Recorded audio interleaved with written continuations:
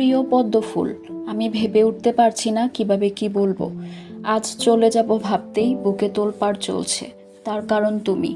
যেদিন তোমাকে প্রথম দেখি থমকে গিয়েছিল নিঃশ্বাস, কণ্ঠনালী। এতটুকুও মিথ্যে বলিনি।